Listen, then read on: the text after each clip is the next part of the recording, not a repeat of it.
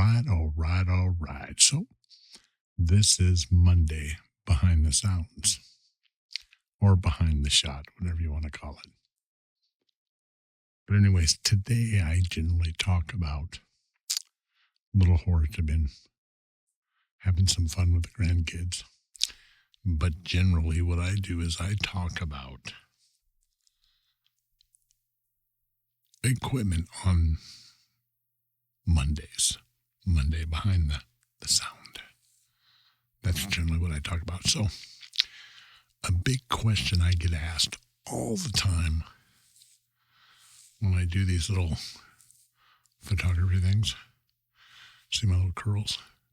It's because I wear a rubber band when I don't work. Check it out. I should put a patch on that could be a pirate. Yeah. But anyways, I digress. They always ask, hey, if I'm shooting portraits, which I don't shoot a lot of portraits, but if a customer asks me to, I will. And I do a lot of headshots and branding shots. So they're kind of a portrait, but more of a... We're going to get into that here in just a second, but when you do a branding shot or a portrait, there's different things I got to take into consideration. What I want the photo to say, what I want it to say, how I want the person observing to feel it. So I always get asked, again, what's the best lens? Well, that depends on what you're going to shoot. For instance, I took these photos of a gentleman down in front of the Capitol. He is a local, I hate it when that happens. He is a local congressman, mayor, not the mayor, but, he's got some power. And he wanted it in front of the state capitol. So I said, no problem. Now I'll be flashing in with some photos of this gentleman. So you, my friend, can see the difference. So this is Monday Behind the Sound. And if this is your first time here, I'm Big Bobby. But you, my friend, can call me the Tingle Junkie. So here we are, our laid back, quiet, relaxed, talking about camera lenses. Now, I shoot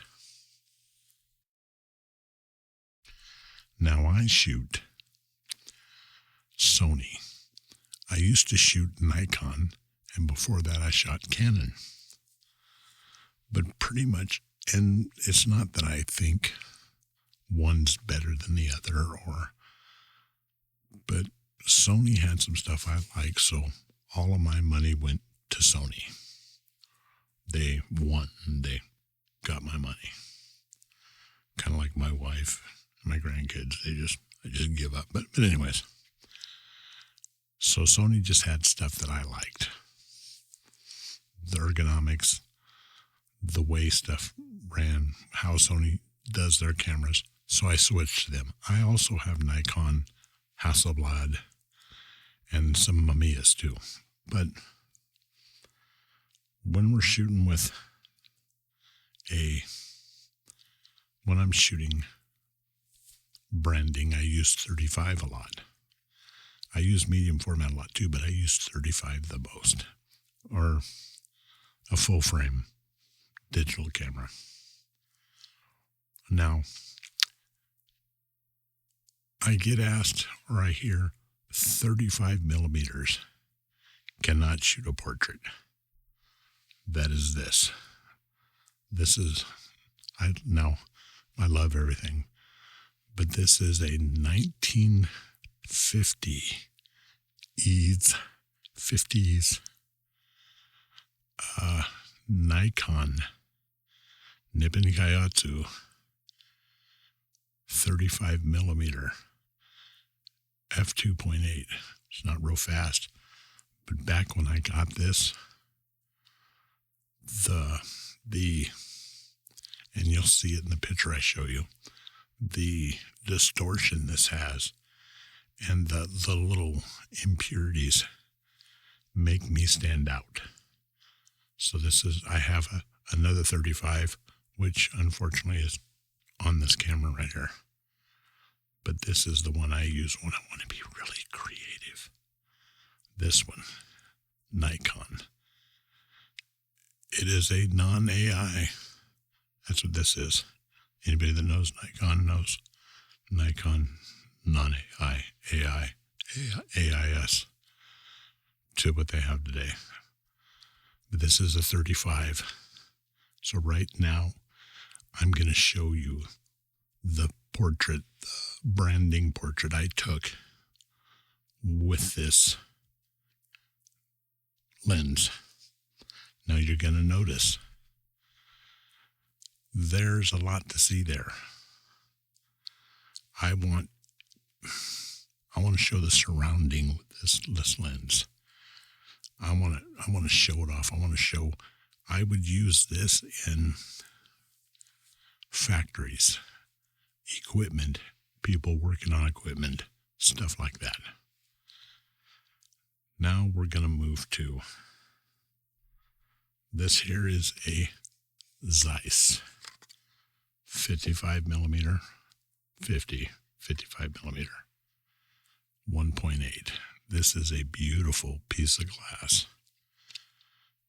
Now, this is more like your eyes see.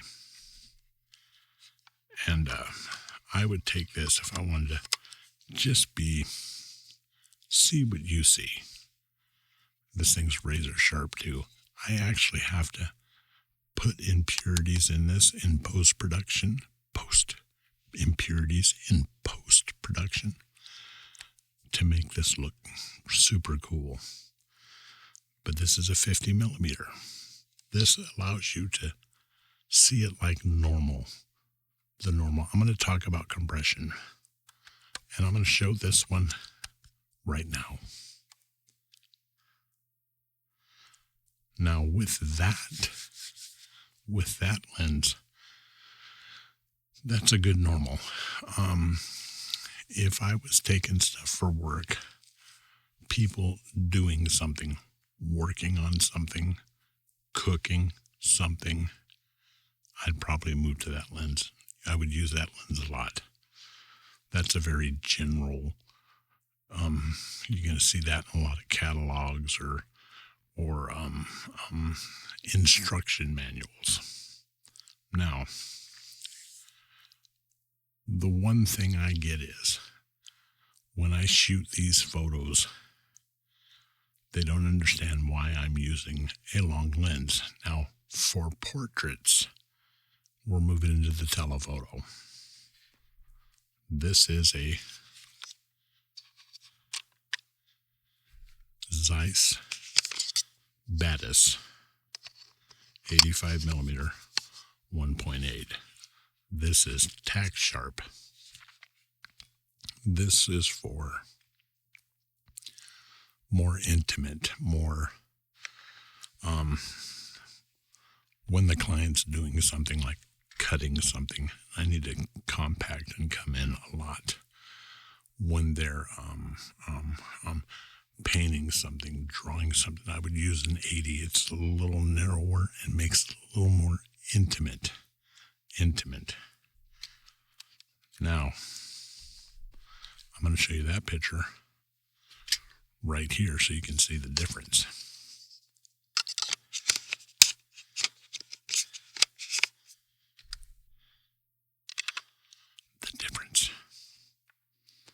Now, I would go to a 105 too. A 105 is just a little bit closer, a little bit more a little bit more personal, kind of a close-up. I would use that for kind of a close-up. I mean, all of these you can stand back and take a portrait. But I'm talking about to get the look. And when I get to the 200, I'll tell you what I'm talking about. That is what I would do with this. If I was taking a family portrait, senior's portrait, the 85 or the 105. Let me grab the 105 real quick. All right, now my 105 is an old Nikon lens. Again, and this is a 105 2.5. Back in the day, that was pretty quick for this lens. But I use my old lenses because there's a lot of glass in there. It's kind of small, super heavy, but this thing's tack sharp, and it's got impurities in it that make it just, makes it different. The flares, the glares, makes it me. So this is the one I use.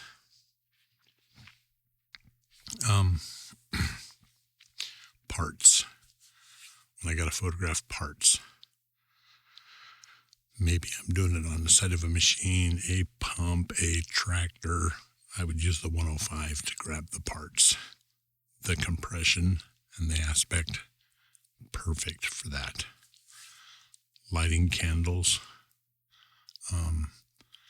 A figurine on the top of a cake. Boom. Again, you can get it with all of them. But what I'm leaning into is compression. This is when you get to a stage, you start building a photograph. You start building it. You're not taking it anymore. After 40 years, I build photographs. I make photographs. So we're going to talk about compression. Between all these, I'll talk about compression. Now, on the 35,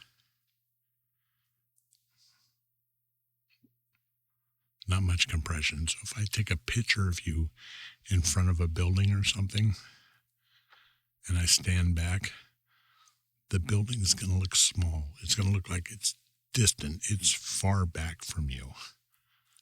You see what I'm saying? The higher you come up, that compression comes slower. Now, I took a picture of this guy in front of the Capitol. What he wanted was a picture of him in front of the Capitol, and he wanted the Capitol to be large, not overly big, but he wanted to look a 3/4, and he wanted to look professional, but he wanted the Capitol to be nice and large. With a 35 or a 50, even an 85, you're going to see how far back that building is. I can't walk up to the building with him and use a wide angle because it'll distort. His face will look distorted. Like, see how big my hand looks? My hand's not that big. Well, like a brick, but check this out. See how my face distorts? Did you see how my face distorted? My nose gets real big. My beard gets Santa Clausy. Okay, so how you beat something like that is you'll see somebody that's running around town. You'll see some people, and sometimes they get laughed at. But they're shooting portraits with a 7200. Okay. This is the key to that. Now we're talking about branding photos. Regular portraits where you're 6 to 8, 10 feet away. 85 is going to be perfect. 50 is going to give you a little wider view. You're going to see a little bit more of the area. I'm going to show you the picture that this takes right now. Now, if you notice in that picture, the building's big. It looks closer to him. They're all taken from the same spot, but it looks closer to him. So if you wanted to take a photo of the sun, you want to stop down real good so the sun's is in the background and you're using it for a backlight. Throw a flash on them. But you don't want that sun to be tiny, tiny, tiny, because that's what it'll look like if you're shooting it with a 35 or a 50, even an 85. 105, you might pull it off, but that 200, about 20 feet back, I can take a picture of somebody down a road, get the road in good, and make that sun with the stars a good size in proportion, make it look like it's closer. When you pick a lens, don't pick it because everybody else uses it. Don't get the one that everybody else uses unless you're doing something like they are. The best lens is the one that works, the one that gets the job done. So this was my Monday behind the sounds shot, whatever it is. This is my talking video for Monday. Thank you guys for being here. If you want to help out, become a member. Or if you want to feed my addiction of coffee, buy me a coffee. Till next time, later.